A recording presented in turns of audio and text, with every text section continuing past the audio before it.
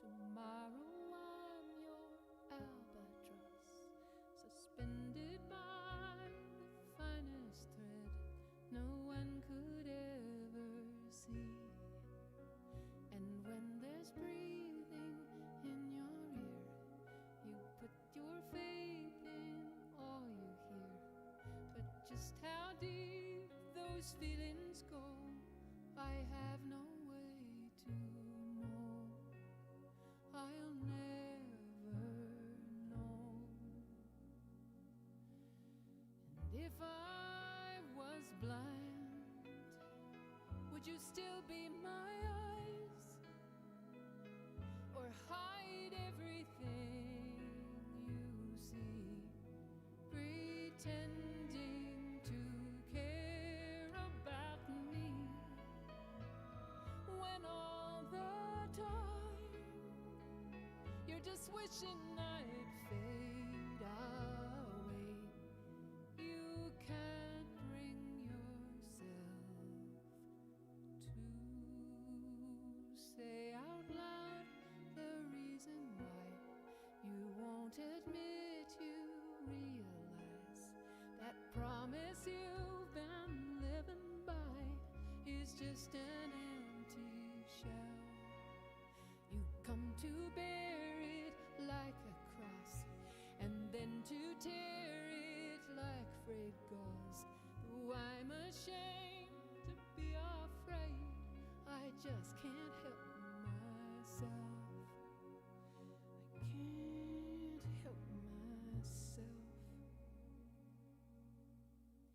And if I was blind, would you still be my eyes?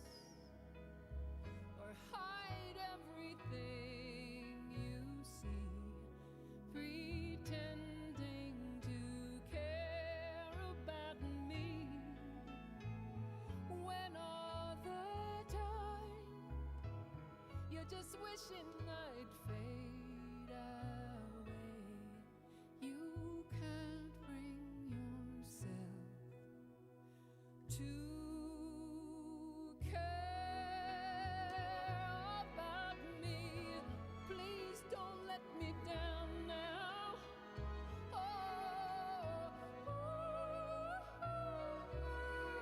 why don't you care? Why don't you care about me?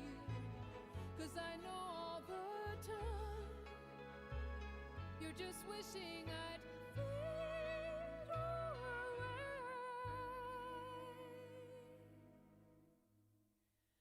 You can't bring yourself to say.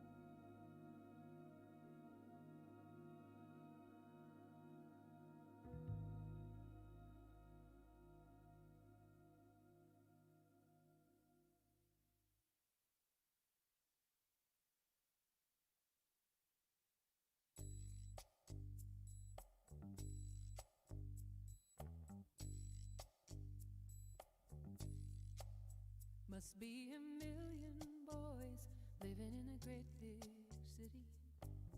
I know that one of them is just right for me. I look up, down, down, down, all around searching. I know he's out there waiting for me. I know somewhere somebody walking along looking for somebody. Somewhere somebody Someone to waiting comfort for me. Somewhere somebody searching, praying. Tell me why in the world. You know the street lights shine and passing faces. Waste my time. I'm just trying should have been, the would have been, might have been, and the could have been, are slipping away. And they walk right on by. I know somewhere somebody is somebody.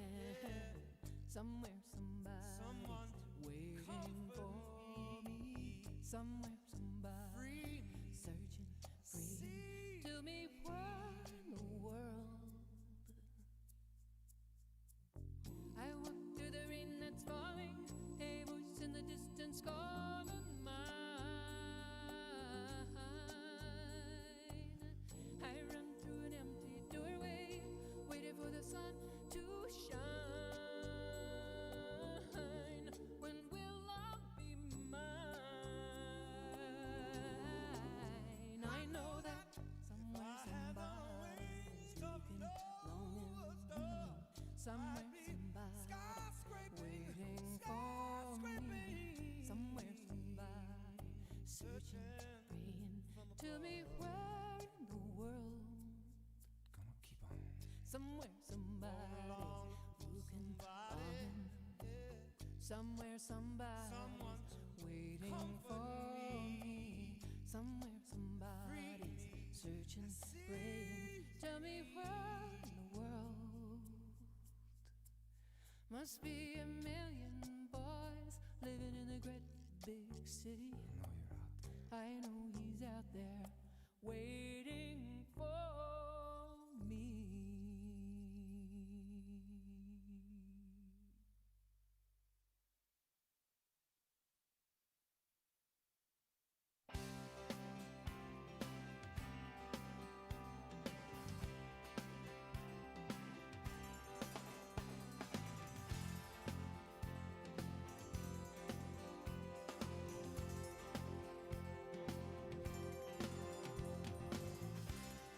Pictured a rainbow. You held it in your hands. I had to flash it. You saw the plan. I wandered out in the world for years. Why you just stayed in your room? I saw the crescent. You saw the whole of the moon. The whole of the moon. You were there at the turnstile with the wind at your heels. You stretched for the stars, and you know how it feels to reach Sí, no, que yo iré reduciendo. too far. Hola, buenas tardes. Bienvenidos, bienvenidas a esta tercera mesa de estas jornadas sobre la responsabilidad de la política de colecciones que se celebran aquí en el Salón del Trono del Museo de Huesca. Agradezco la presencia aquí de todos los compañeros y que han venido de diversos museos, muchos conocidos. Y sobre todo, más que nada, por la hora intempestiva en la que nos encontramos, ¿no? También saludamos a quien nos esté escuchando por streaming, muy especialmente a nuestra compañera Ana Armillas, que ha sido coorganizadora de las jornadas y sabemos que nos estará siguiendo a través de streaming. Muy bien, para desarrollar este tema, están en esta mesa y me acompañan, por un lado,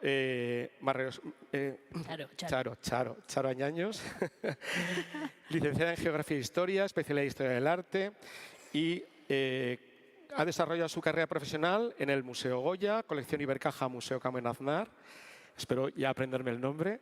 Es un poco largo. Vinculada a las áreas de colecciones, inventario y registro de colecciones del museo, así como la organización y coordinación de proyectos educativos, culturales y expositivos. Y desde el año 2009 es la directora del Museo Goya. Aquí a mi izquierda me acompaña Juan Carlos Lozano, profesor titular del Departamento de Historia del Arte, que también tiene desde muy antiguo ya vinculación con el ámbito de los museos. Ya trabajó en el proyecto del Museo Aragonés de Arte Contemporáneo, trabajó en el Museo Pablo Serrano, ha sido coordinador del Máster de Gestión de Patrimonio Cultural, es numerario de la Academia de San Luis y miembro del Comité Científico de la Fundación Goya. Y muy importante porque también su línea principal de investigación es la pintura de los siglos XVII y XVIII y veremos que es una parte muy relevante de estas colecciones de bellas artes. También estudia sobre arte gráfico, fotografía y sobre todo pues, tiene esa relación al haber intervenido en más de 50 exposiciones de carácter temporal, lo que le da un conocimiento muy importante y sobre todo porque ve los toros desde el otro lado de la barrera, desde donde los vemos nosotros. Y entonces siempre es muy enriquecedor estas visiones. Bien, y también aquí al fondo a mi izquierda nos acompaña Marisa Arguís, licenciada en Historia del Arte por la Universidad de Zaragoza, con especialidad en Arte Alto Medieval Español. Es facultativo superior de Patrimonio Cultural, conservadora de museos, como funcionaria de carrera. Y ha sido conservadora de Bellas Artes, tanto en este lugar que nos encontramos, aquí en el Museo de Huesca, como en el Museo de Zaragoza, desde el año 2000 hasta la actualidad. Ha comisariado de exposiciones temporales, ha sido ponente en conferencias y congresos, etc. Entonces también tiene una visión pues, muy completa para facilitar este intercambio de pareceres que vamos a llevar a cabo respecto a las colecciones de Bellas Artes en los museos. Esta mesa se va a estructurar en 3 grandes bloques. Arrastramos un cierto retraso justificable por las horas a las que nos encontramos y la situación, ¿no? del parón de esta mañana. Pero no obstante, vamos a intentar llevar a cabo estos tres grandes bloques que luego tienen una serie de pequeños subapartados. Intentaremos sintetizar, pero sobre todo, el primero de ellos, que habla de las colecciones como reflejo de la historia, ¿no? Las colecciones de Bellas Artes que en los museos no dejan de ser sino hijas y herederas de una serie de avatares históricos, y esto hay que tenerlo muy en cuenta. En un segundo lugar trataremos, aunque también en alguna mesa anterior se ha tocado de manera tangencial el tema, lo que supone el reto diario de las colecciones de Bellas Artes en los museos, ¿no? que lleva implícito una serie de labores que a lo mejor hay personal aquí que trabaja en museos, pero hay otro personal que digamos, tiene una relación digamos, menor con los museos que puede digamos, sorprenderse digamos, de todo lo que conlleva detrás. Y por último, pues trataremos, si el tiempo nos respeta, pues bueno, cuáles son estas nuevas lecturas que ofrecen las colecciones de Bellas Artes.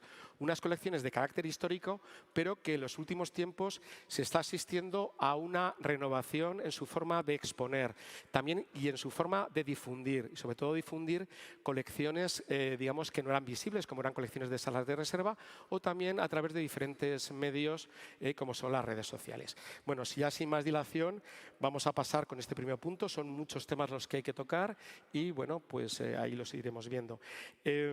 Lógicamente, puesto que nos encontramos en el Museo de Huesca, yo creo que es un buen ejemplo de cómo unos avatares históricos generan unas colecciones que luego suponen el nacimiento de los museos. El caso del Museo de Huesca no es nada diferente al nacimiento de muchos otros museos provinciales. Muchos otros museos provinciales que van surgiendo por un hecho de carácter traumático para el patrimonio, como es las desamortizaciones del siglo XIX, sobre todo la desamortización eclesiástica del año 35. Todo ello lo que va a suponer es unas situaciones de verdadera emergencia de salvaguarda del patrimonio. Se van a dictar órdenes para la creación de museos provinciales, para, de alguna manera, integrar todo ese volumen de fondos que estaban, de alguna manera, en una situación precaria. Hemos de recordar que estábamos en una situación de guerra civil en España y donde los recursos se destinaban a lo que era importante. Y fruto de estos desvelos, pues aparecen las comisiones provinciales de patrimonio, aparecen los museos provinciales. El Museo de Zaragoza es de los de la primera hornada de los años 50. El Museo de Huesca es un poquito más tardío, es del año 73. Pero lógicamente, a lo largo de todo el siglo XIX, ya comento que estas colecciones de Bellas Artes, fruto de la desamortización, van a generar el nacimiento de muchos museos en situaciones análogas al caso del Museo de Huesca o el Museo de Zaragoza. Bien, pues la primera pregunta sería, tenemos todo ese volumen que se ingresa en unas circunstancias a veces muy especiales. ¿Cómo consideráis, también pregunto a ti, a Charo, que trabajas desde la óptica de un museo privado que también tiene colecciones religiosas que han podido salir y salieron de estos fondos. ¿Cómo consideráis que ha tratado el tiempo este tipo de colecciones que exhibimos en los museos? Pues yo, bueno, voy a arrancar. Yo que este museo nada más llegar me pareció, vamos, trabajé aquí y tengo unos recuerdos inolvidables de este museo. Y como muy bien ha dicho Fernando, el Museo de Zaragoza, la formación es un paradigma, porque las formaciones del Museo de Zaragoza y el Museo de Huesca y los museos provinciales de Aragón y como de toda España se generan a partir de unas colecciones muy concretas, unas colecciones religiosas de conventos, iglesias ya desamortizados, con lo cual tenemos allí pues un origen de algo, una temática súper concreta, una temática que va a condicionar las futuras aportaciones a lo largo del tiempo. Yendo a tu pregunta, bueno, nuestro museo, aparte de eso, no voy a hablar nada de tema arqueológico, ni de yacimientos, ni de la aljafería, ni de todas las piezas que esta mañana han hablado mis compañeros. Voy a centrar en el tema de Bellas Artes. Decir, pues eso, que esas colecciones de temática religiosa, de iconografía religiosa, han condicionado la formación de la colección. Que si bien es verdad que a lo largo del tiempo se han ido incrementando con donaciones importantísimas, como donaciones del Museo del Prado, donaciones de la Real Academia de Bellas Artes, depósitos de San Luis también, donaciones de particulares que han ido configurando a lo largo de todo el siglo XX la colección, sí que nos ha condicionado a la hora de un seguimiento actual. Vamos al momento actual. Cómo tratar de expandir un poco, ¿no? De globalizar un poco esta iconografía con nuevas incorporaciones que vayan más allá de rellenos temáticos. Y eso es a lo que voy. Ese es el reto con el cual nos enfrentamos hoy en día para de una manera actualizar estos museos, que no quiero denostar para nada que la pintura religiosa sea de segunda o de tercera, no, ni mucho menos, pero yo creo que hay que globalizar, hay que impulsar y hay que atraer a otro tipo de público aparte del que tenemos. Ese es uno de los retos más inmediatos que nos encontramos, es bajo mi punto de vista. Sí, sí. Sí. Juan Carlos. Bueno, yo vengo de un mundo no ajeno a los museos. Tengo aquí muchos amigos y gente con la que he colaborado y he trabajado, ¿no? Pero sí que es cierto que mi óptica puede ser, digamos, ligeramente diferente o por lo menos externa, ¿no? Entonces, yo veo estas cuestiones desde un punto de vista más particular y también desde el conocimiento un poco del mercado artístico, que yo creo que en lo que son el incremento de colecciones, las adquisiciones de un museo, juega un papel muy importante. Creo que a veces incluso demasiado importante, ¿no? Entonces, bueno, ahora nos ha preguntado Fernando mirando hacia el pasado, no mirando hacia el futuro, ¿no? a lo que sería Lo el trataremos incremento, también. que ya lo trataremos luego. Mirando hacia el pasado, yo me pongo en la piel de un director de museo y, claro, un director de museo se encuentra, y los conservadores se encuentran con unas colecciones sobrevenidas, con unas colecciones que no han elegido ellos, con unas colecciones que han sido el proceso de una, no sé si llamarle acumulación, si llamarle un proceso de aluvión, ¿no? Porque han ido llegando cosas de muy diversos sitios y de muy diversas maneras, ¿no? A veces incluso con patrimonios que ahora se denominan patrimonios incómodos, porque son consecuencia de acontecimientos históricos como han sido las desamortizaciones, que no deja de ser arrebatarle unos bienes a unas personas que los poseen para llevarlos a otro sitio, ¿no? Es decir, estamos hablando de un cierto nivel de violencia o de propiedad forzada, ¿no?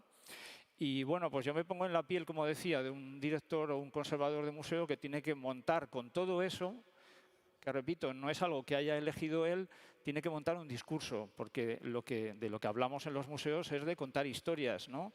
y reconstruir el pasado, ¿no? Y de contar la verdad histórica y muchas otras cosas, ¿no? Entonces, si a un director de museo le dieran un folio en blanco y le dijeran ¿cómo te gustaría que fuera tu museo, ¿no? ¿Qué piezas elegirías? Seguramente distaría muchísimo ese listado del listado de piezas que tiene en su colección, ¿no? Así que realmente es un proceso complicado, conflictivo, que a veces genera tensiones, pero bueno, es decir, lo que podemos hacer es trabajar a futuro, porque hacia el pasado poco podemos hacer aparte de darle una cierta coherencia y de, como decía Marisa, de intentar completar ese discurso con cosas que nos faltan, ¿no? Y bueno, ahí entra también ahora la tecnología digital, pero de eso trataremos luego. Luego trataremos. Charo. Hola. Bueno, pues yo desde luego, como habéis dicho, es el Museo Goya, Museo Colección Ibercaja, Museo Camón Aznar. Es un museo privado, pero también nos hemos encontrado con unas obras de un coleccionista particular, privado, variadas, porque iban desde temas religiosos, pero llegaba hasta los años 70 del siglo XX, ¿no? Pero desde temática religiosa, paisaje, grabados, dibujos, ¿no? Y a lo largo del tiempo hemos ido adecuando el discurso, hemos ido también haciendo un estudio, una depuración de las obras y tratando de hacer el discurso pues, lo más próximo al visitante, y luego también, por otra parte, incorporando pues, incluso pues, temas digitales. No cabe duda que bueno, esa primera impronta, ¿no?, de esa colección pues, se sigue manteniendo, y pues lo que antes era el discurso del museo y terminaba en la última planta, en una zona que casi no llegaba a nadie, que eran toda la colección de grabados de Goya. En el año 2008, que fue cuando se hizo la reforma integral del museo, todo lo de Goya se situó en la segunda planta, porque realmente es lo que da sentido a la colección, porque la propia colección de grabados ya es de la colección de don José Camón Aznar, y ahí lo unimos con toda la parte pictórica, con todas las obras de pintura, es lo que da sentido, pero no cabe duda que hemos tenido que reorganizar, y como digo, era más numerosa la colección en obras de lo que es en la actualidad, ¿no? Y yo creo que ahora tiene, digamos que tiene una lectura mucho más fácil, centrada en la figura de Goya, y bueno, ir incorporando constantemente pues, distintos temas para hacer mucho más accesible y entendible la colección, ¿no? Pero nuestro origen es completamente diferente. Gracias.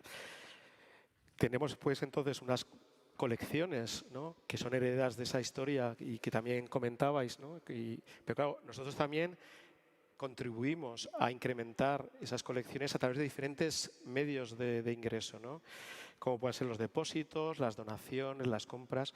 Lógicamente, cualquiera de estos aspectos daría para una sesión de carácter monográfico. Vamos a intentar pasar un poquito rápido, pero sí que es verdad que no me gustaría dejar de tocar algún aspecto, sobre todo porque inciden sobre todo en cuestiones de las colecciones de Bellas Artes. Por ejemplo, el tema de los depósitos, fondos de desamortización, que incluso, digamos, el gran receptor de todos esos fondos nacional, que fue el Museo de la Trinidad, donde se aglutinó todo, y que luego, cuando se incorpora al Museo del Prado, es incapaz de albergar y empieza a repartir por, bueno, por el famoso Prado disperso. Pero que es que aquí nosotros, del año 1879, tenemos depósitos de entonces. Y el Museo de Zaragoza creo que también tenéis depósitos de estos depósitos históricos. Depósitos históricos que curiosamente ahora en algunos casos se están levantando. Ha habido casos muy mediáticos, como por ejemplo fue el caso de los Carducho del Paular, que estaban repartidos por muchos museos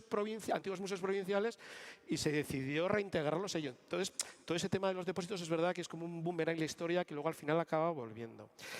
En cuanto eso a depósitos, donaciones, yo no sé si con el tema de las donaciones, por no extendernos en todo, notáis, o por lo menos veis, que es mi percepción, que no existe una mentalidad en la sociedad civil para incrementar fondos de museos a través de donaciones. Sí que existen donaciones, y es verdad, y esta mañana se ha comentado, en el ámbito etnológico, donde pues, las personas con las mejores de las voluntades van y más.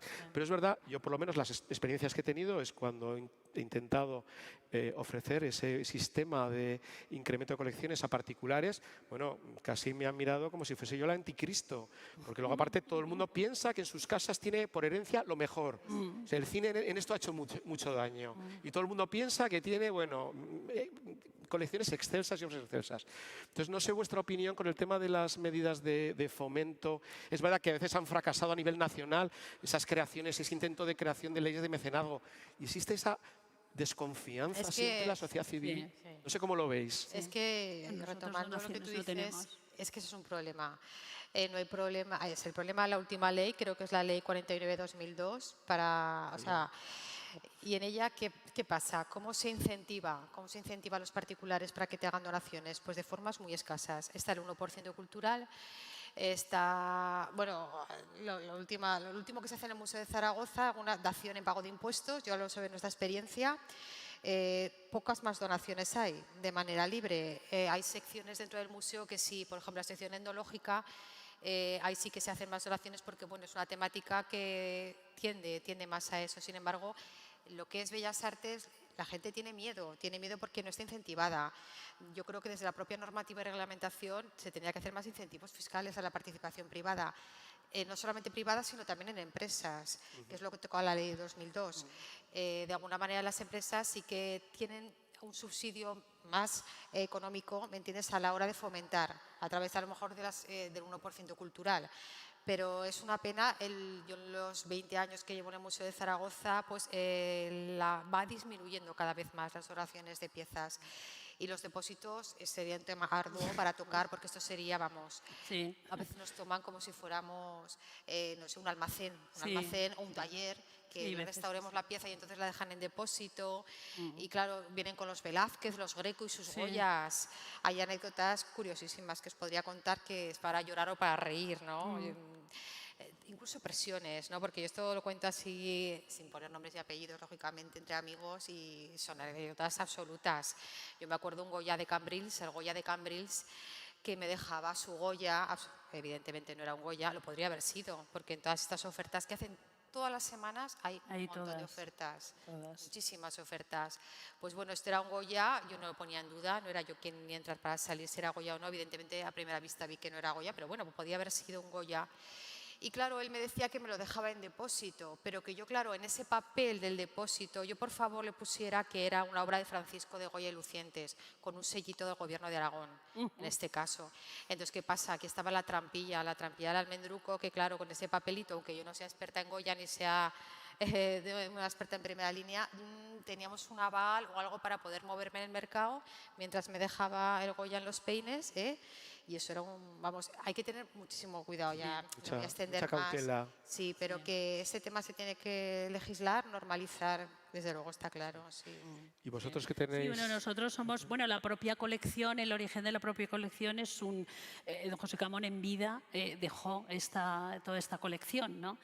Y bueno, con respecto a lo que son depósitos, pues bueno, todas las semanas surge o hay correos o viene un señor que dice que tiene un Goya, oye, que le traiga un Goya, mire que no traiga un Goya, que aquí nosotros no somos expertos en Goya, usted diríjase, pues cuántas veces decimos, ¿no?, la Fundación Goya en Aragón, porque nosotros no somos expertos en Goya. Entonces sí, esto sí que es, realmente sí que es un problema, ¿vale? Pero vamos, el origen de nuestra colección es ya en sí un legado, ¿no? Bueno, bajo mi punto de vista, y siento decirlo, ¿no?, yo creo que el único medio de incremento de colecciones que no supone ningún problema es la adquisición en propiedad. Todo lo demás son caramelos envenenados, lamentablemente, tengo que decirlo, ¿no? En nuestro país hay muy poca conciencia de lo público, por otra parte, y mucha conciencia de lo privado. Entonces, así como en otros países vemos que el tema de donaciones, depósitos y este tipo de cosas funcionan y funcionan muy bien, aquí no. Tampoco hemos tenido en Aragón una burguesía potente, hay elementos históricos, factores históricos que han condicionado que no haya habido grandes coleccionistas, ¿no? Y actualmente son excepción los coleccionistas que tienen, digamos, esa visión de lo público, ¿no? Bueno, hace poco yo estaba leyendo precisamente para preparar estas jornadas un libro que me ha entusiasmado y que si no conocéis, que seguramente lo conoceréis, os recomiendo, que es ¿De quién es ese Rembrandt?, donde se analiza el tema del procomún. ¿Qué es el procomún? Pues una propiedad compartida por una colectividad, ¿no? Qué importante es que una pieza que ha estado solo para el disfrute de una persona pase al dominio público, ¿no? Eso en España está por fomentar. ¿Y cómo se puede fomentar? Pues de dos formas, básicamente. Una, ya lo ha dicho Marisa, mediante, digamos, herramientas legislativas de fomento, ¿no?, del coleccionismo, de los depósitos, de las donaciones. La segunda, importantísima y fundamental, mucho más que la primera, la educación patrimonial. El otro día me dio un gran alegrón escuchar por la radio que en la Comunidad Autónoma de Aragón, dentro del nuevo currículum de la nueva Ley de Educación, se iban a implantar ciertos conocimientos relativos al patrimonio. Olé, ya era hora. Es decir, cuando el monte se quema, algo tuyo se quema, nos decían de pequeñitos, ¿no? El patrimonio natural tenemos muy claro que es de todos, ¿no? Pero el patrimonio cultural no tanto, ¿no?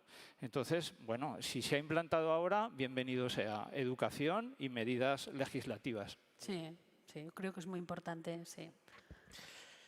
Incremento de las colecciones que, como decías, aquí fundamentalmente se lleva a cabo mediante la adquisición onerosa, mediante compras.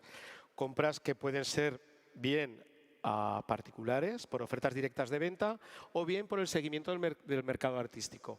Seguimiento que, coincidiréis conmigo, es muy complejo, muy complejo. El seguir todas las casas de subastas, y ya no hablo del ámbito nacional, sino de ámbito europeo, o sea, Basilea, Múnich, es prácticamente imposible. Y lo digo porque a veces sale alguna obra que no se puja por ella y la prensa se nos tira en picado. Claro, dices tú, a ver, pero si es que esto ha salido de una casa de subastas desconocida y con una atribución errónea. O sea, al periodista tampoco se le pide que conozca lo que está publicando un periódico de Montevideo, ¿no? Pues esto sería el mismo símil. Entonces, en ese sentido, pues es verdad que es la fórmula más habitual de incremento. Y claro, lógicamente ahí entramos ya en un tema que es el temas de ética, de licitud, porque a veces es verdad que llegan ofertas que, digamos, que por las propias características de las colecciones de Bellas Artes, que son frutos de esos avatares históricos, no se puede acreditar la propiedad, o es una propiedad proindivisa entre varios propietarios que no pueden acreditarla, que no se tiene muy claro digamos, toda la traza histórica. Entonces, lógicamente, pues bueno, son situaciones que me gustaría conocer vuestra opinión en este aspecto, porque sí que es cierto que el Consejo Internacional de los Museos sí que es muy claro, cuestiones de ética, el no optar por ninguna adquisición en la que se sospeche el más mínimo rastro de ilicitud, pero lógicamente pues llegan ofertas, aparecen obras y claro, estás un poco ahí entre la espada y la pared, sobre todo en estas obras que no se puede acreditar claramente su traza. Sí, son de dudosa procedencia, evidentemente, pero el mercado del arte es absolutamente el menos regulado de los mercados que hay. Es que no hay ningún tipo de regulación, añade especulación, se añade el tráfico ilícito de obras de arte, se añade un aspecto muy importante que es el no revisionismo de las autorías de muchas obras que por tradición en los propios museos sucede. O sea, no digo que vengan de fuera a ofrecérmelas ni que vaya yo a comprar, sino que el propio museo, yo tengo una obra que siempre ha estado adjudicada a Valleu, por ejemplo, y que no sé, nadie ha tenido, pues no sé, de cotejar aquello, de comprobar. O sea, son tantos puntos que hay que tener en cuenta ante una adquisición. Luego, quién te tasa esas obras, de quién te fías. A ver, entre comillas, desde luego hay personas, como en todo, ¿no?, que son súper honradas, de que son especialistas, pero claro, los expertizajes hay que tener mucho cuidado. A mí me llama mucha gente que en casa también tiene obras de arte y me preguntan, ¿ustedes? Es verdad, a ti te preguntarán todo. Sí, ¿Me tasarán esta obra? Yo, claro, pues les contesto lo que hay que contestar. Somos Gobierno de Aragón, aceptamos todo tipo de ofertas, pero tiene que ir con su expertizaje. Y ya te pregunta a nivel personal y amablemente, ¿y usted si fuera yo, dónde iría? Sí. ¿Me puede recomendar? Que no le contesto porque primero no le puedo contestar como administración pública, no me puedo decantar por alguien privado, y segundo porque de verdad en muchas ocasiones no tendría ni idea. Bueno. En otras que controlo y que trabajo en el museo, sé que la Universidad de Zaragoza nos ha echado una mano. A ver, ellos son especialistas, esto es como el médico, hay especialista del pie, el tobillo, de la rodilla, pues esto igual, hay especialista en Goya, Bayo, a quienes tengo que acudir. Claro. Y la universidad es uno de mis referentes prioritarios, tengo también otras personas de confianza, pero que son arenas movedizas, el mundo de la compra, el mundo de las licitaciones, lo que tú dices, la ética. Sí. Y la ética. O te mandan informes, pero que tienen ya unos años, que a lo mejor pues están firmados por reconocidos expertos, pero que resulta que son pues del año 90, ¿no? Entonces, pues claro, en nuestro caso pues también tenemos que contar con especialistas, con personas que son de reconocido prestigio y personas que confiamos en ellas, ¿no? Pero sí que es un tema pues difícil, ¿no? Sí, es un tema complejo. reflejo. Bueno, la falta de conciencia de lo público es un gran problema. Otro gran problema en nuestro país es la ausencia de regulación en el mercado artístico. Claro. Nuestro país es mundo libre, es la selva.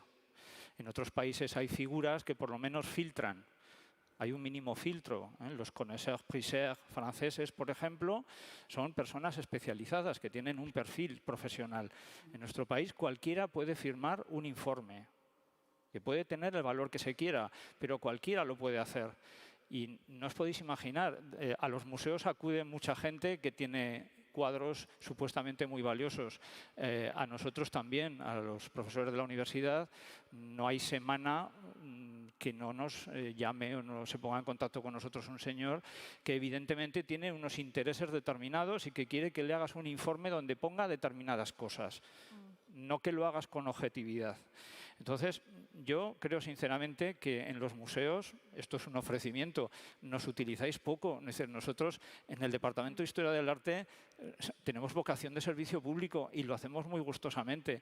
Ojalá a mí me llamaran más para hacerlo desde el punto de vista institucional. Yo nunca he firmado un informe, nunca he querido meterme en la selva del mercado artístico, porque sé que a la larga iba a ser perjudicial para mí y para mi carrera profesional. Entonces, nunca lo he querido hacer. Cuando me llama un particular para ver una obra, porque quiere venderla, yo voy a su casa y le agradezco mucho que me deje entrar, porque está muy bien ver cosas que normalmente no puedes ver. Y lo siguiente que le digo es, yo le voy a dar mi opinión de forma desinteresada. Se lo doy de forma oral, normalmente. No pongo nada por escrito. Y si pongo algo por escrito, me cuido mucho de poner lo que yo quiero poner. Y bueno, hasta ahí. Bueno, ahora se ha creado el Instituto de Patrimonio y Humanidades en la universidad. Ojalá tuviéramos un laboratorio donde pudiéramos hacer análisis y expertizajes de obras de arte. Nos ahorraríamos muchos disgustos.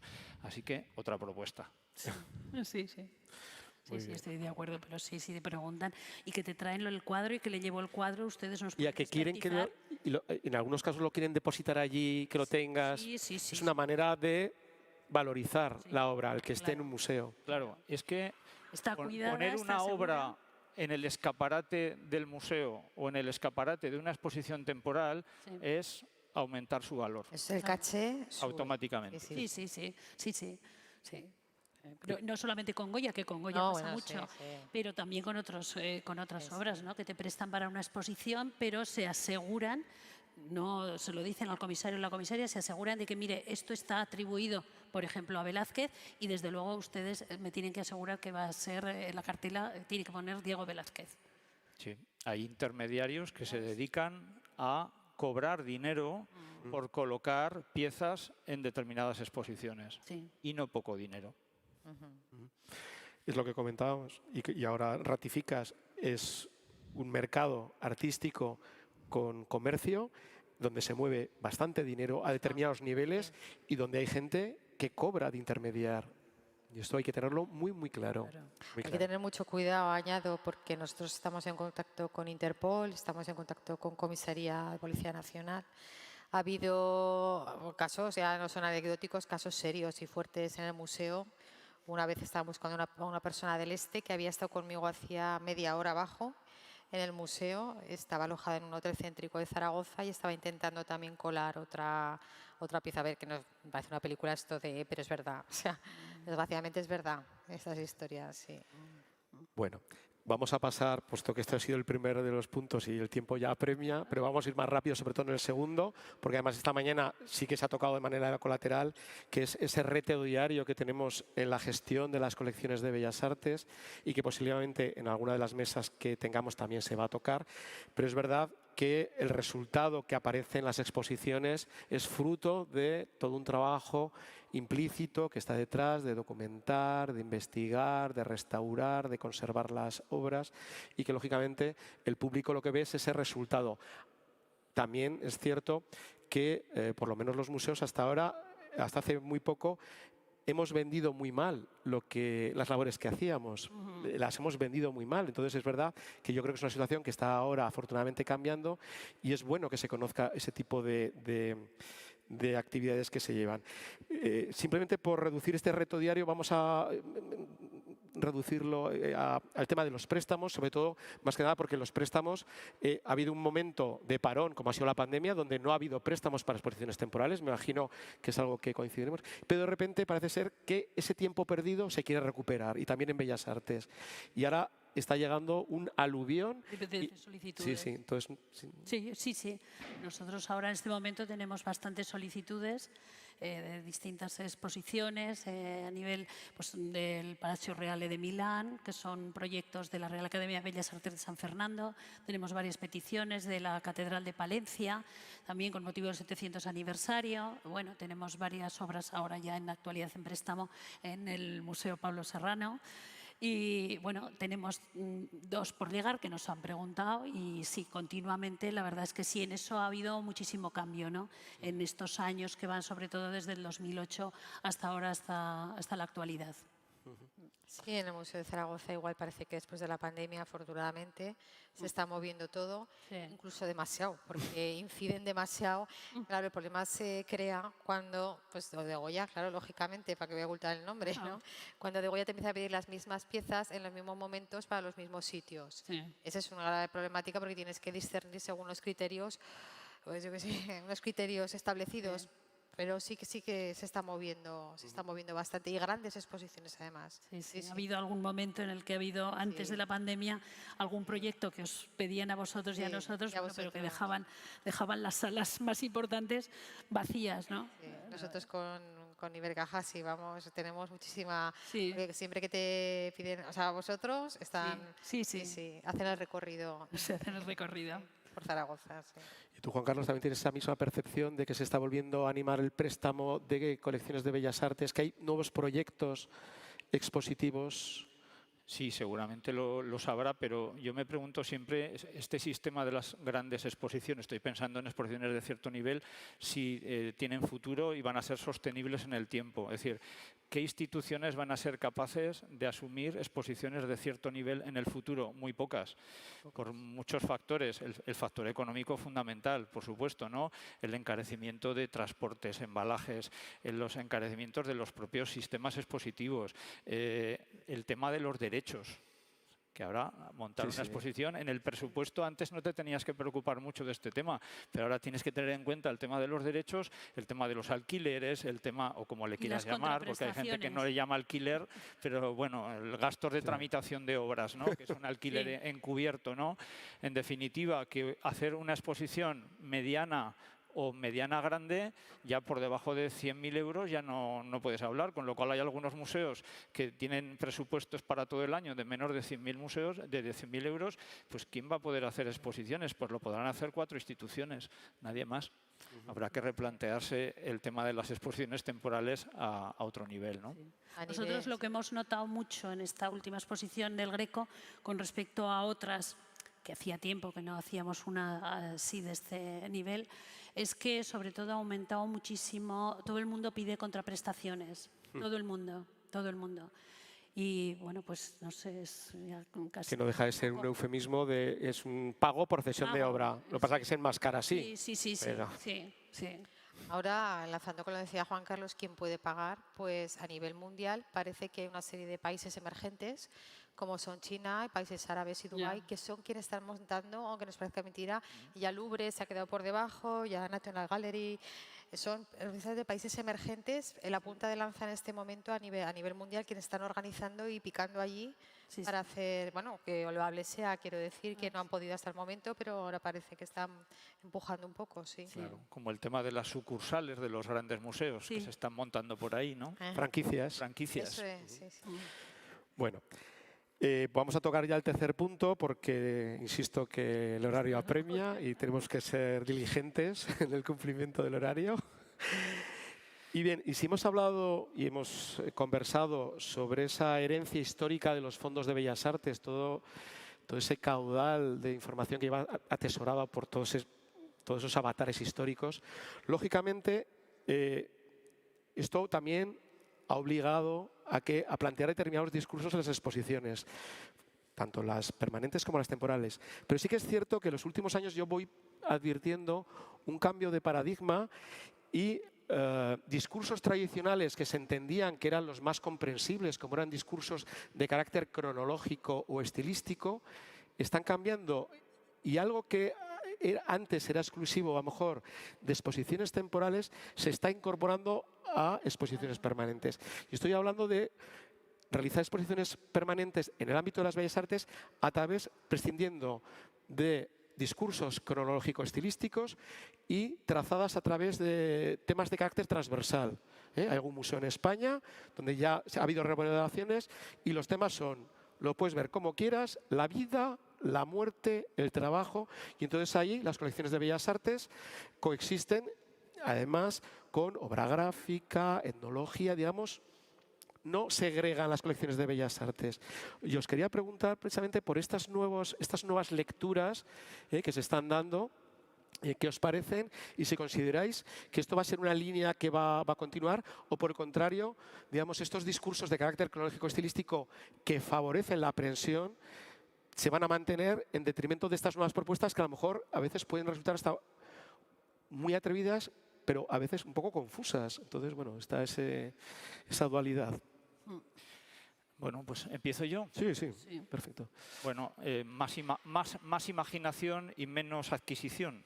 Es decir, yo creo que todavía podemos hacer muchas cosas en los museos. Yo no creo que los museos tengan que renunciar a la historia con mayúsculas, ni a los criterios cronológicos, etcétera, o estilísticos, pero pueden, y es perfectamente compatible, atender también a lo minúsculo, a lo que tiene que ver más con las personas, con las historias personales. Y yo creo que por ahí va un poco el tema. Aprovecho que está aquí Jaime Vicente para decirle que esa exposición que acaban de inaugurar en el Museo de Teruel, de esa señora que tejía, que dejó sus cosas a mitad, pues, con eso se puede contar la historia de la Guerra Civil. Es decir, cualquier cosa, por minúscula que sea, puede servir para contar una gran historia. Una historia en minúsculas se utiliza para contar una gran historia. Por lo tanto, todo es posible con un poquito de imaginación. Con pocos medios se pueden hacer muchas cosas. Ahí está el reto, poner el centro en las personas y atender un poco también a lo minúsculo, a las cosas que tenemos abandonadas en los almacenes porque no reúnen criterios de excelencia. ¿Qué es eso de la excelencia? Nos deberíamos plantear, ¿no? Es decir, ¿qué son objetos museables? ¿No?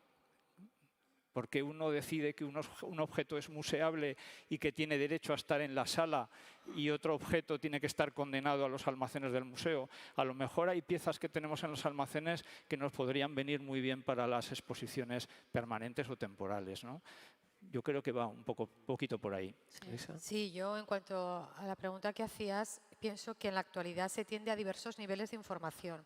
Esto que decías de utilizar técnicas que se utilizan las temporales para la permanente, nosotros pues desde luego hemos puesto en práctica la permanente, aparte de las cartelas tradicionales, que es un primer nivel de información dirigido a un tipo de público, pues como muchos museos, ya es viejo y todo, hay que decir los QR, pero bueno, ponemos QR, audiovisuales, que de alguna manera, diversos tipos de información para diferente tipo de público.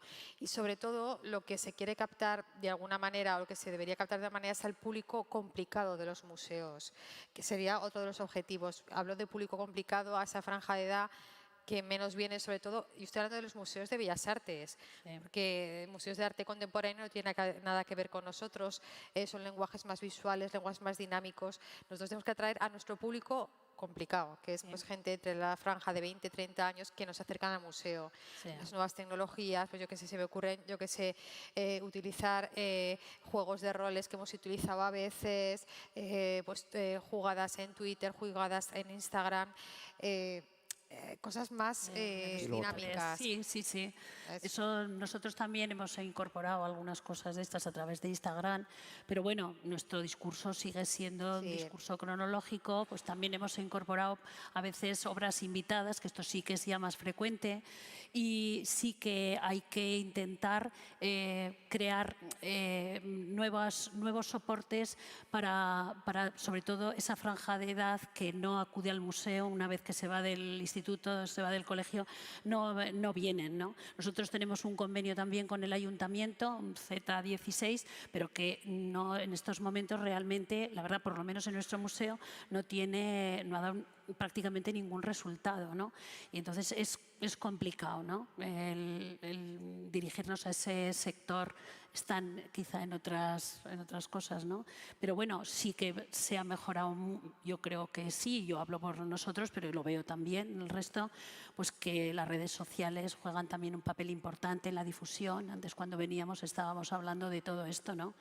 Y veíamos pues, que es muy importante, ¿no?, toda la información para que llegue precisamente más a ese sector de la población. Bueno, si me permites, Sí, sí. Fernando. Bueno, todos sabéis perfectamente, porque la mayoría trabajáis en museos, que yo creo que el museo es uno de los mejores ejemplos o paradigmas de lo que decíamos antes, que es el procomún, ¿no?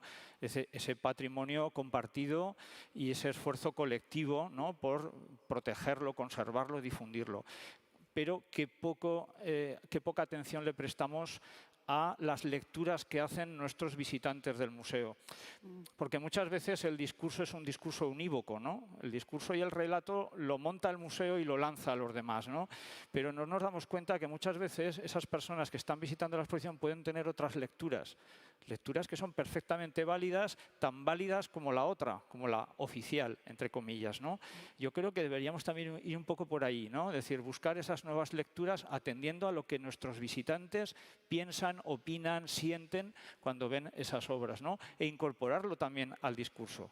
Yo creo que en algunos museos sí que se está trabajando en ese sentido, incluso con colectivos, con personas de otras nacionalidades, con migrantes, etcétera, ¿no? Y están resultando actividades tremendamente interesantes, ¿no? Sí. Sí, es como la experiencia, ¿no?, que uno tiene. Enriquecer la experiencia, Enriquecer ¿no? la experiencia. Y compartir, ¿no? Efectivamente. Es un poco la idea. Que en relación con lo que comentabais, que habéis tratado pues eso, esos nuevos canales de difusión, las redes sociales, cuyo crecimiento es imparable, pero también muy efímero, en el sentido de que se van autofagocitando unos a otras. Y hace 3 años, yo anoche hablaba con mis hijos, porque digo, me voy a poner un poco a tono. Y claro, pues si hace 3 años no había TikTok, claro, es que parece increíble. O sea, es que hace 3 años no existía TikTok. Y ahora parece ser que si en el museo tú no llevas a cabo algún tipo de difusión a través de ese tipo de plataforma, pues claro, que estás totalmente orillado. Porque entonces, claro, digamos que, y aparte es muy curioso, que yo creo que además ha sido un fenómeno que se ha acelerado en pandemia. En la pandemia, digamos, como se estimularon, digamos, esa transmisión de información, esa interacción, y sobre todo con colecciones. A mí me ha llamado mucho la atención, sobre todo la utilización de colecciones de bellas artes. Es verdad que se les dio una nueva vida con retos para vestirse como obras que aparecían. Conferencias, presentaciones realizadas por el propio personal, como hacéis en el Museo de Zaragoza, como hacéis comentarios de los propios técnicos que comentan a lo mejor pequeños detalles. Y es verdad que el sistema de comunicación, por lo menos en redes sociales, que es complementario, pero es verdad que ha cambiado y que lógicamente hay que estar atento a otro tipo de público que demanda este tipo de plataformas, pero claro, que por lo menos a los de mi generación, a mí personalmente me ha cogido con el pie cambiado. O sea, yo lo que voy aprendiendo es por mis compañeras y por mis hijos. Entonces voy poco a poco a remolque. Yo no sé en vuestros centros cómo lo veis, cómo es esta situación. Pues ha cambiado desde luego de ser instituciones rígidas, absolutamente herméticas, pues la gente que quiere, visibilidad, y los chavales, los un poquito más mayores que ya vienen, pues quieren ver quién hay detrás, quién ha hecho esas cartelas, quién ha montado esa exposición, cómo lo ha hecho. Y lo que decíamos, sí que hemos hecho experiencias de estas en nada, dar un poquito la cara, ¿no?, y explicar un poco cómo se trabaja, qué se hace, y eso a la gente es una manera de engancharlos. Y lo que tú dices, las nuevas tecnologías, yo también me pierdo muchísimas, pero deberíamos tener detrás de nosotros un soporte informático y decir, venga, ahora los chavales que piden, que no me centro solo en los chavales, que todo tipo de público tiene que venir también, pero bueno, ¿qué es lo que se lleva? ¿Qué es lo que más, no? Pues venga, vamos a hacerlo, que no nos cuesta nada hacer un TikTok tampoco abajo, que no hay problema, ¿sabes? Sí, que hay que tirar. Y no les gusta eso.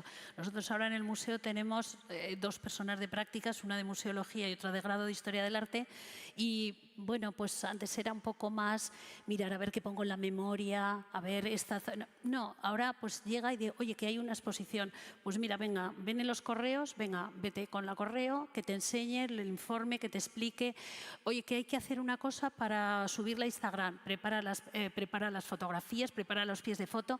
Quiero decir que es todo, ellos quieren hacer la cosa práctica y saberlo, porque esto no te lo enseñan. O sea, la teoría la aprendemos en la universidad.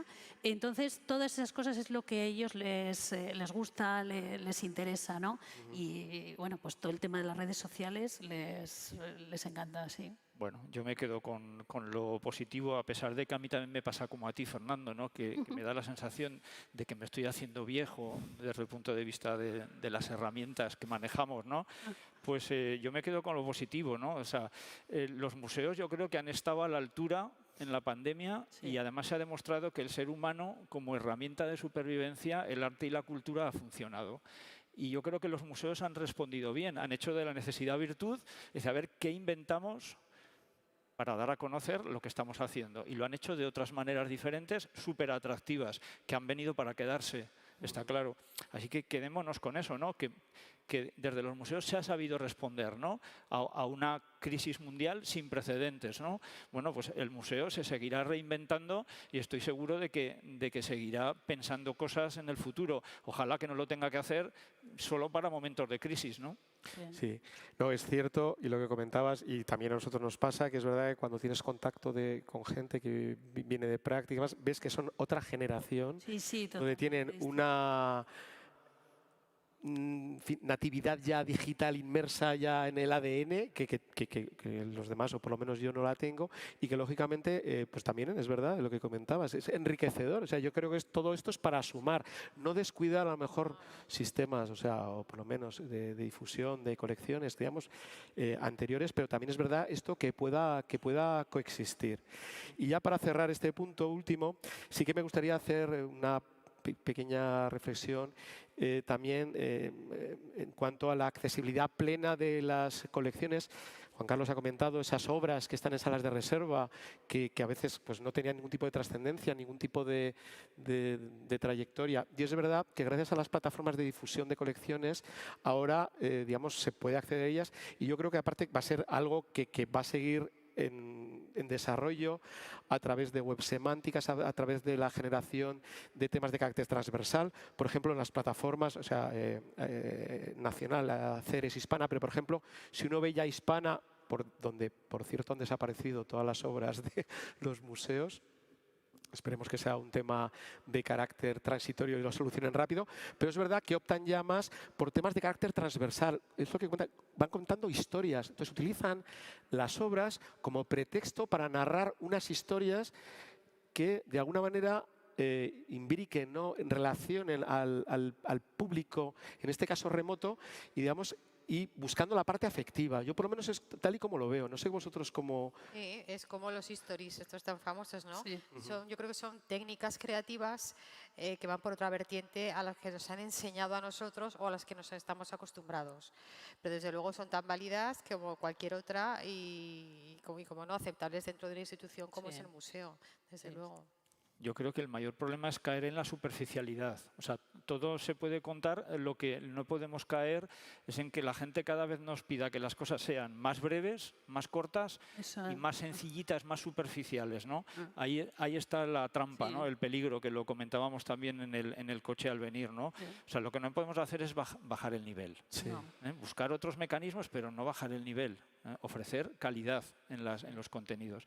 Y luego no hay que olvidarse del patrimonio digital también, ¿no? La posibilidad que nos ofrece los materiales intangibles para construir discursos con piezas físicas, pero también haciendo uso de piezas que solo existen de manera virtual o que existen en otros sitios y de las cuales nosotros podemos tener un gemelo digital, ¿no?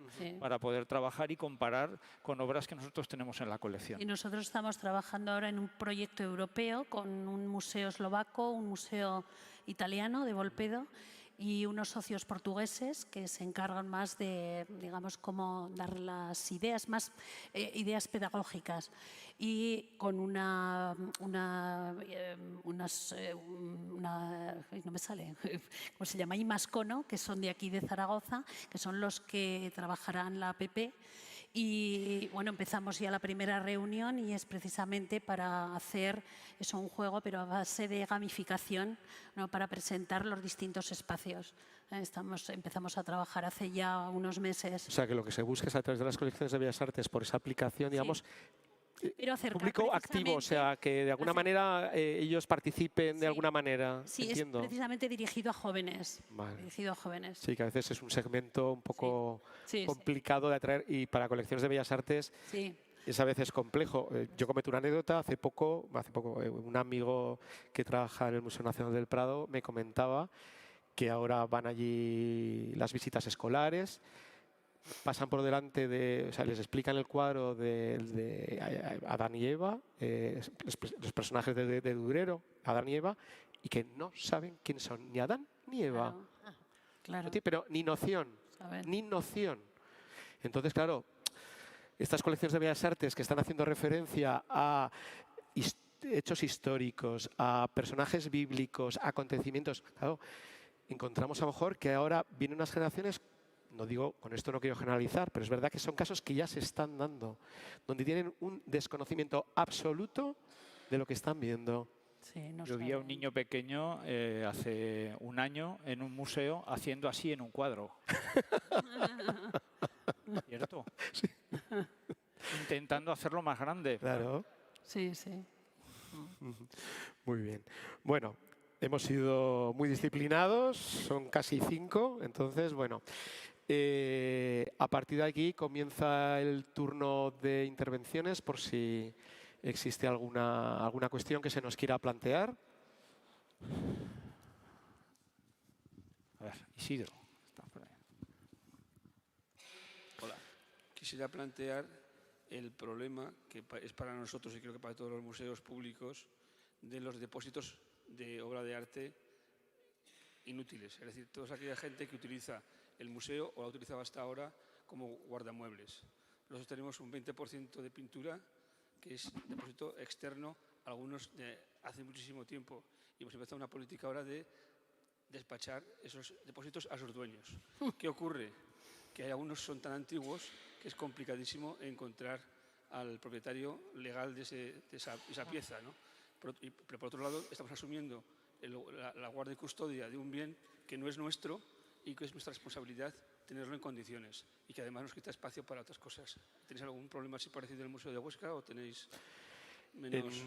Aquí los depósitos son fundamentalmente públicos, no son depósitos de entidad privada, son públicos y no tenemos a lo mejor el volumen de los depósitos que hay en el Museo de Zaragoza.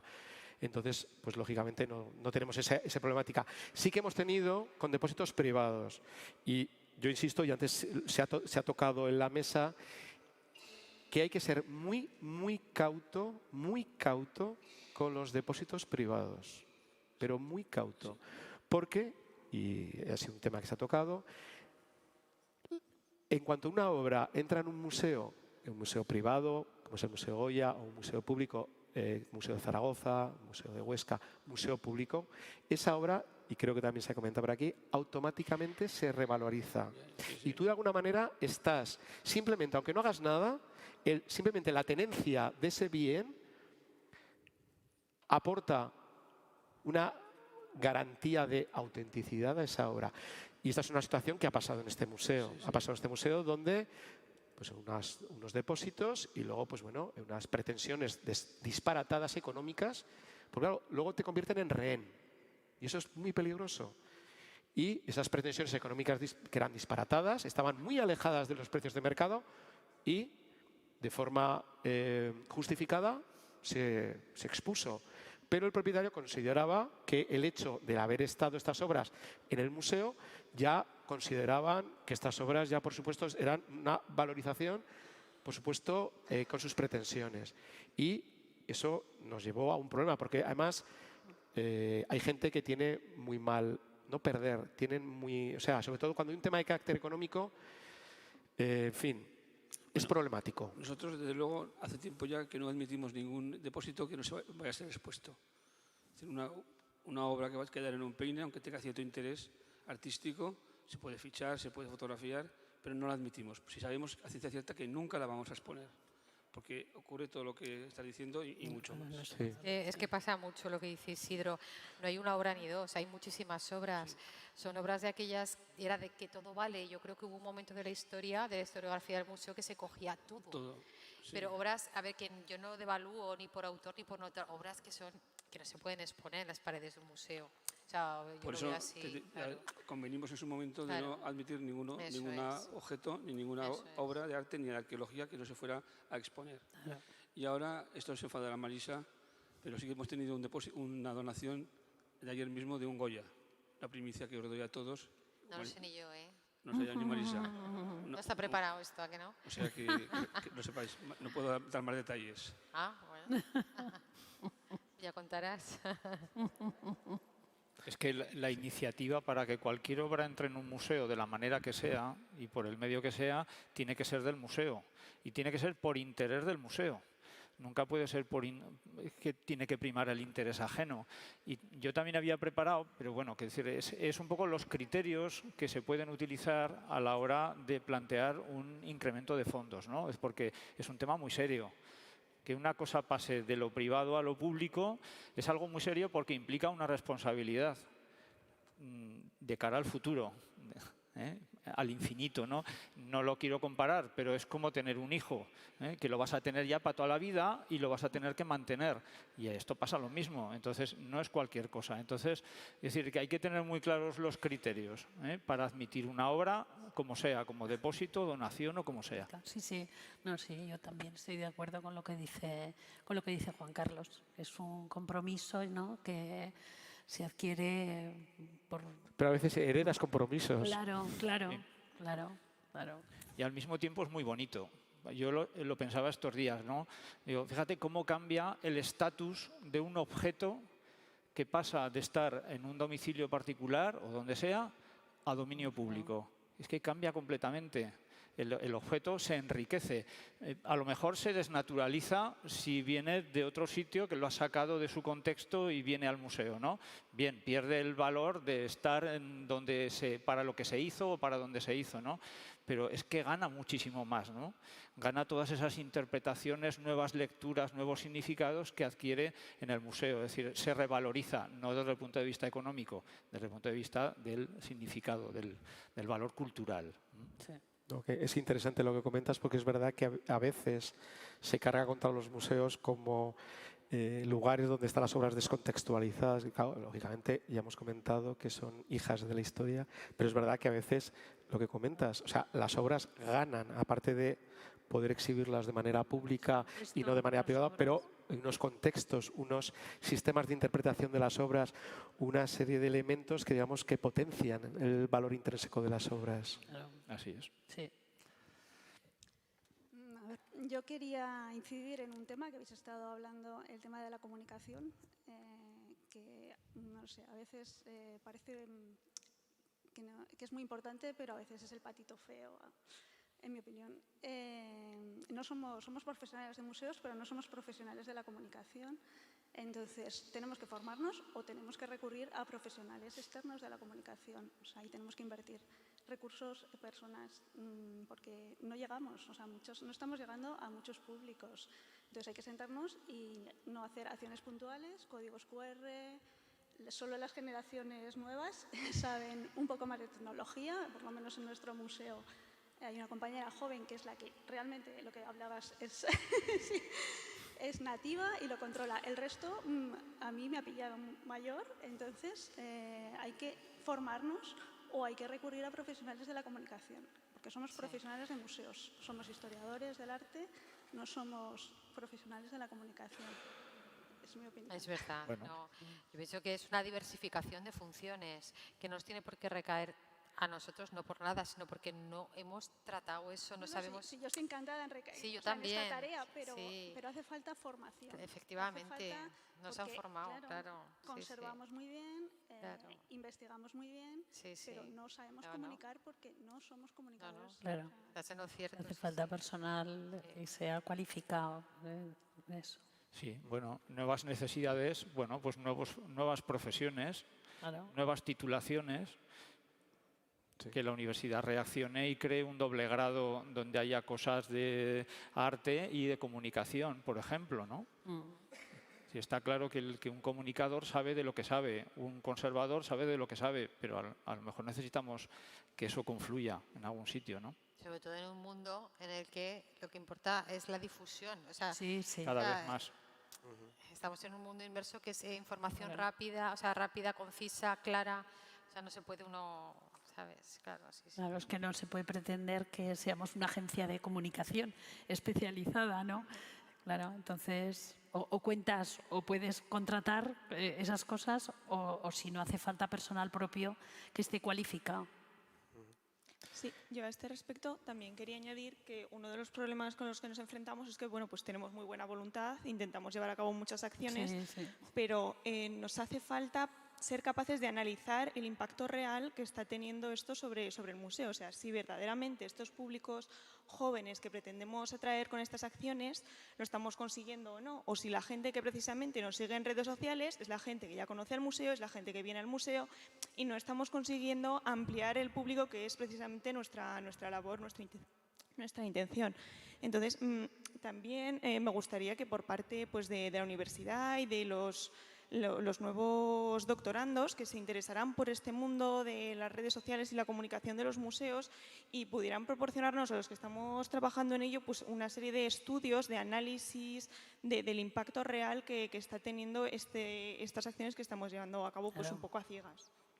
Sí, es que en ese sentido la rigidez del sistema universitario no contribuye. Lo ideal sería que cada uno pudiera formar su currículum eligiendo cosas que le pueden interesar de varias carreras, ¿no? Y se me ocurre, como estás hablando de marketing, estudios de público, feedback, etcétera, que alguien pudiera tener una formación histórico-artística, pero pudiera tener una formación también de herramientas de comunicación o herramientas de marketing, ¿no? Para formarse para trabajar en un museo. Claro. Obviamente, ¿no? La universidad siempre dice que lo va a hacer, esto de que puedas elegir de aquí y de allá, que te construyas tu currículum, pero nunca llega. Siempre estamos con la rigidez de los grados, de las áreas de conocimiento que son mortales, ¿no? Que nos destruyen completamente. Sí. Claro, es que para poder llevar acciones en un sentido o en otro tienes que medir, ¿no? Y ver el resultado que esa acción ha tenido y si no, pues seguir por otro camino, pero hay que medirlo, hay que medir los impactos. Entonces, pues lógicamente hace falta una formación específica. Y luego, Charo trabaja en un museo privado con un sistema de contratación privado, pero los que trabajamos en museos públicos, ¿ya conocéis cuál es el sistema de dotación de plazas? O sea, son plazas desde las normativas de las leyes de reforma de función pública, son plazas generalistas. Entonces, realmente luego el museo casi te forma a ti. Y a veces aterrizas en el museo, digamos, que con unas materias con las que a lo mejor no has trabajado. Pues el caso de Andrés es un caso excepcional. Pero es verdad que Andrés, por ejemplo, ha trabajado antes en el Museo del Ejército, el Museo del Prado, y luego es verdad que ya ha recalado en el objeto de sus estudios. Pero que digamos que son plazas generalistas, digamos, que en ese sentido te vas formando, ¿no? Y no deja de ser otra formación más el tema de las redes sociales, que se ha venido a superponer a toda la carga que ya tienes, con lo cual es algo añadido.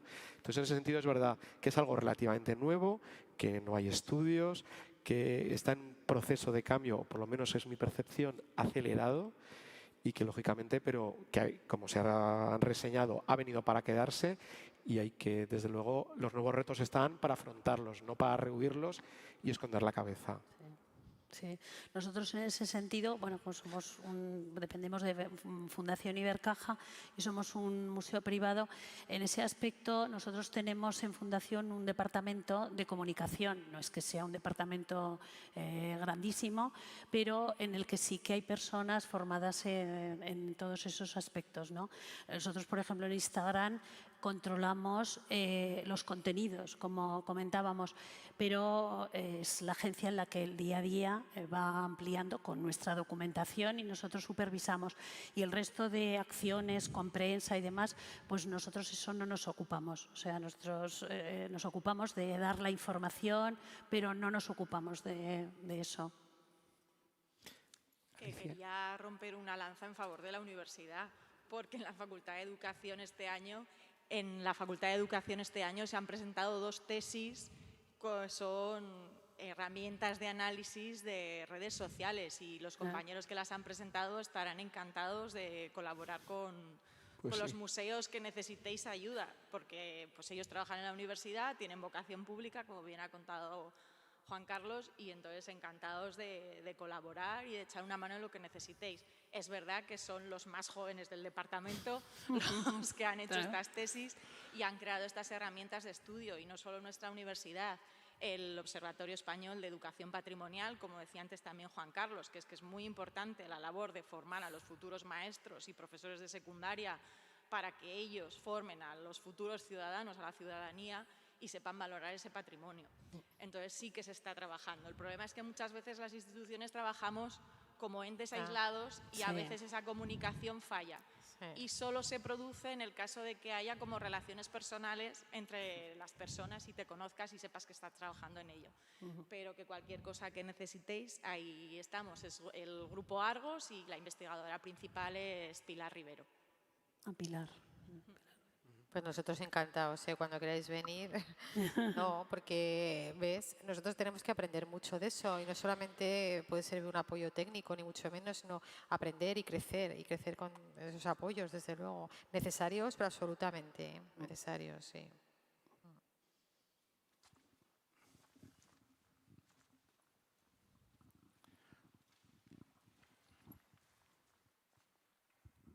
Sí, bueno, en el hilo del comentario que hacíais respecto al tema de préstamos y aprovechando la coyuntura de que tenemos un museo privado, tenemos museos públicos y una institución pública pero con autonomía, me gustaría saber si existen criterios, normativas o algo relacionado con el valor del préstamo, la necesidad del préstamo o no dar préstamos.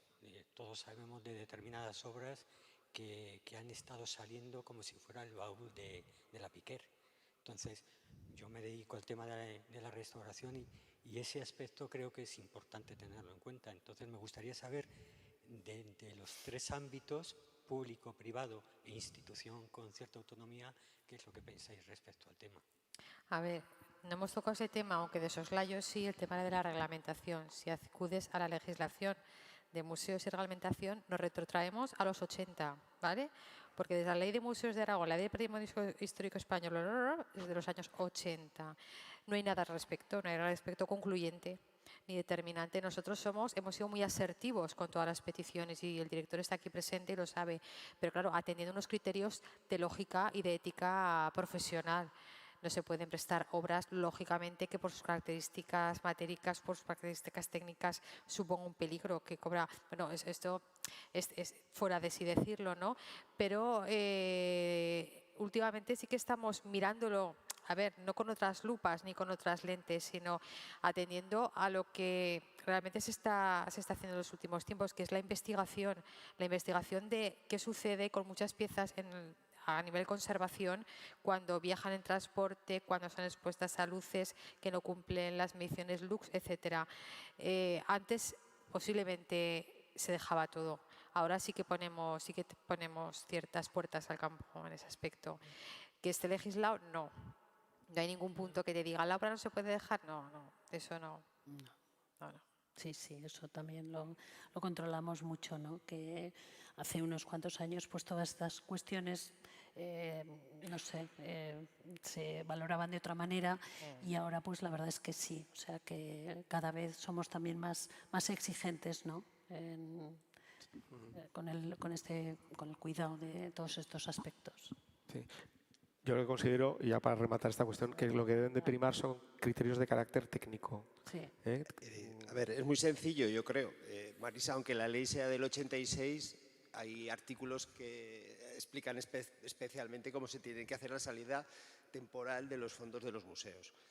El problema es en la decisión técnica si se permite o no se permite, con la influencia externa que pueda haber sobre ese informe que vamos a dejar aparte. En cualquier caso, yo creo que hay mecanismos o herramientas de carácter normativo suficientes para que eso lo permitan. Es decir, al final tiene que haber una opinión técnica que sea la que avale un depósito, la que permita que esa obra, porque es de interés del centro. Al final un depósito es porque le interesa al centro, no porque le interesa al particular. Entonces, el centro es el que tiene que seleccionar si quiere ese depósito o no, independientemente de que haya otras connotaciones que siempre existen. Entonces, exactamente igual en los préstamos, es decir, la herramienta está, se faculta cuáles son las medidas administrativas que hay que tomar y a partir de ahí hay un elemento fundamental que es el informe. Entonces, el informe, que está redactado por los técnicos del centro, es el que tiene que determinar si la obra se presta o no. Entonces, desde el punto de vista normativo, yo creo que el tema, pues todo es mejorable, evidentemente, pero yo creo que desde el punto de vista de la administración está claro. Sí que me gustaría un poco incidir en el tema de la comunicación hacia terceros. Es decir, que este es el caballo de batalla. Ahora estáis utilizando la terminología de redes sociales y nuevas tecnologías. Hace 2 décadas, que ya algunos ya estábamos aquí, era el tema de la redacción de los catálogos y la redacción de los textos. 10 años más atrás, es decir, siempre el problema que tenemos en los museos es la comunicación a terceros. O sea, evidentemente nuestra profesión no es esa. Otra cosa es que vayamos aprendiendo. Yo creo que eso está bien, el que cada vez vayamos incrementando nuestra mochila de conocimientos con nuevos conceptos. Todos estamos diciendo que somos mayores para las nuevas tecnologías, pero todos las usamos, en la medida de lo posible. Es verdad que vamos con 1 minuto de retraso con respecto a los demás, pero estamos yendo. Es decir, nos vamos poniendo al día.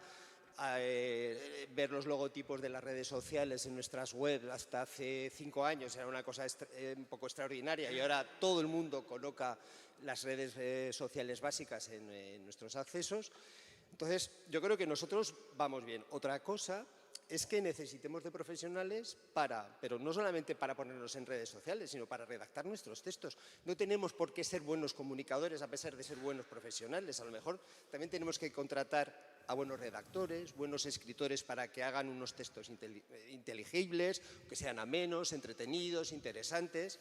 Y eso vale también para los mecanismos de comunicación de redes sociales. No es lo mismo que hagamos una videopresentación hecha por técnicos nuestros, que lo vamos a hacer con todas las ganas y con la mejor intención, o que lo haga un actor profesional. Al final es siempre el disponer de medios. Existe ya es decir, cuando una empresa de alto nivel lanza un producto a través de las redes sociales, a los 5 minutos están sabiendo el feedback que tienen. ¿Por qué? Porque lo pagan, porque se lo pagan a empresas especializadas en lo que estaba diciendo Alicia.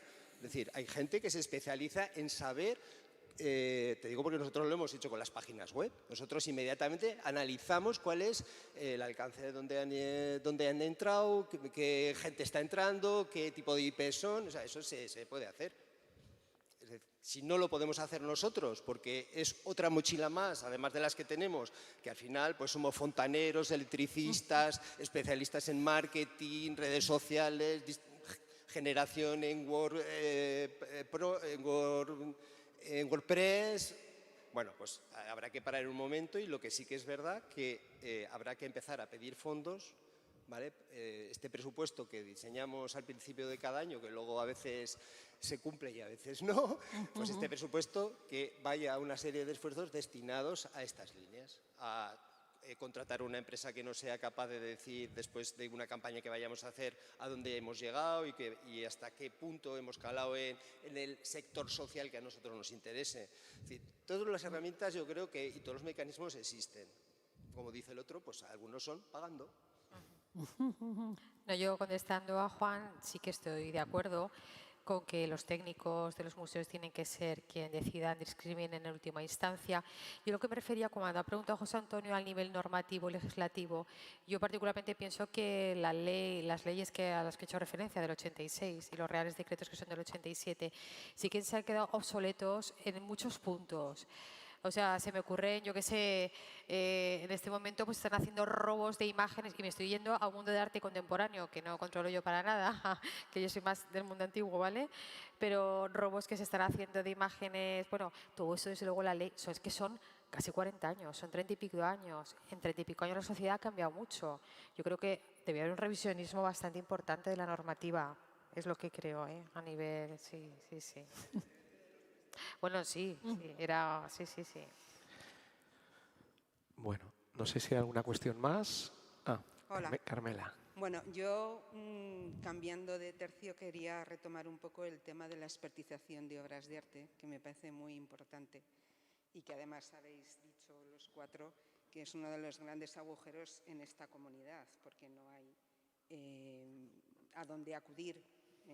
Entonces, Juan Carlos, tú has hablado del Instituto de Investigación de Patrimonio y a mí me ha venido a la mente el CAEM, que es de la Universidad de Lérida, que se dedica a la expertización, que ha montado el laboratorio, que actualmente además está también colaborando con la Politécnica de Valencia. Entonces, no sé si en la universidad, si el instituto es parte de la Universidad de Zaragoza, no sé si desde el Departamento de Historia del Arte podría haber alguna posibilidad de colaborar con la Facultad de Química, porque en el Museo de Zaragoza, que desde ese punto de vista tenemos siempre problemas, y para hacer un estudio documentando analítica de determinadas obras, pues generalmente solamente tenemos la posibilidad de hacerlo cuando hay detrás un proyecto que viene de la universidad. Y es, sobre todo en el Museo de Zaragoza, sobre todo ha sido a través de Josefina Pérez Arantegui, por lo menos en nuestro caso, que ha hecho una labor y la continúa haciendo en múltiples campos. Entonces, no sé si habéis tenido algún planteamiento de colaborar y dotar de un laboratorio, que es lo que sería absolutamente necesario y fundamental. Sí, como se suele decir, me alegra muchísimo que me hagas esa pregunta, porque acabas de meter el dedo en la llaga que más me sangra. Yo llevo muchísimos años en el Departamento de Historia del Arte intentando convencer a mis compañeros, y alguno de aquí, me imagino que no sé si me habrá oído, en la necesidad de que contemos con un laboratorio. Algo tan sencillito como eso, tener un laboratorio que justifique que nuestra actividad profesional como historiadores del arte no es meramente teórica, sino que trabajamos con cosas que se llaman obras de arte y que, por tanto, necesitamos objetos y herramientas para poder analizar esas obras de una manera científica. Porque, evidentemente, nosotros somos científicos. En las jornadas científicas que hace la universidad, todos los que aparecen son de bata blanca y miran por el microscopio, pero nunca salimos los de humanidades, que somos tan científicos como estas personas. Entonces, nunca se me ha hecho caso. Yo he comprado aparatos de reflectografía infrarroja para el departamento que hemos probado en el Museo de Zaragoza y lo sabes muy bien.